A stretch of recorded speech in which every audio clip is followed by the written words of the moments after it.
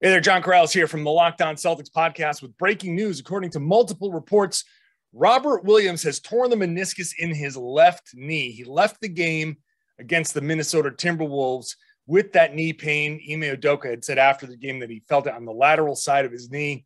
And it turns out after an MRI this morning that is a torn meniscus. Now, there are a lot of questions after this diagnosis. How bad is the tear? I talked to orthopedic surgeon Dr. Jessica Flynn about the potential for this return. How far out could this be?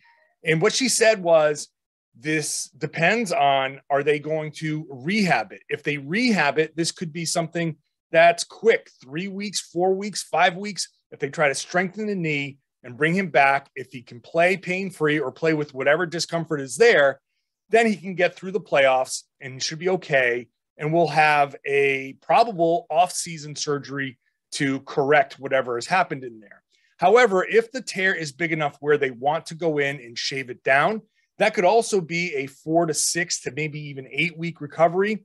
And if the tear is bigger than that, then the recovery will be longer. And there is the potential that he could be lost for the season. So right now, still no word on where in that timeline Robert Williams falls. If it's the optimistic timeline, somewhere around 4 weeks or so, then he could be back for the first round of the playoffs, or at least during the first round of the playoffs.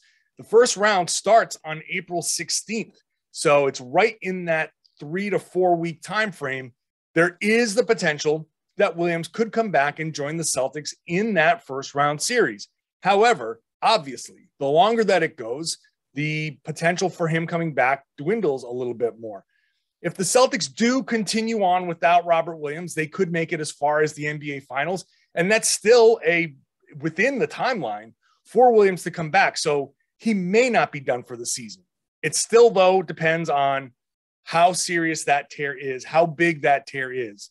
And if it's a big one, then he could be gone. So we're just watching to see what the Celtics say. In the meantime, the Daniel Theis trade really looms large as something that could help the Celtics at least be a stopgap measure.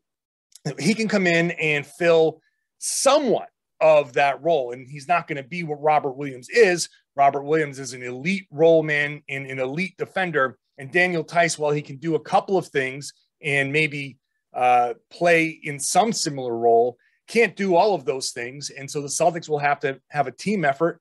Al Horford becomes extraordinarily important for this team.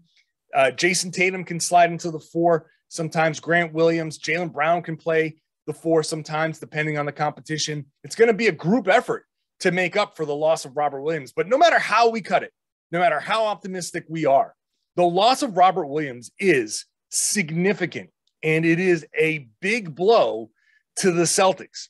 How they progress here through the rest of the season now will be telling. They're going to give Daniel Theis a lot more time to get acclimated and get him ready for the playoffs, because he's going to be a very important element here. Again, Al Horford becomes very, very important.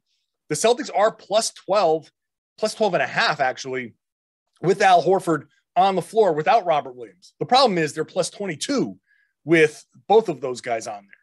So it's a loss, something the Celtics can get by in the short term. They can probably, depending on the opponent, get through the first round without Robert Williams. How far they get depends on when he gets back. So I'll be tracking it. I'll be watching it, and you'll get as many updates as I can give you here on the Locked On Celtics podcast. So make sure you're subscribed and watch the show on YouTube.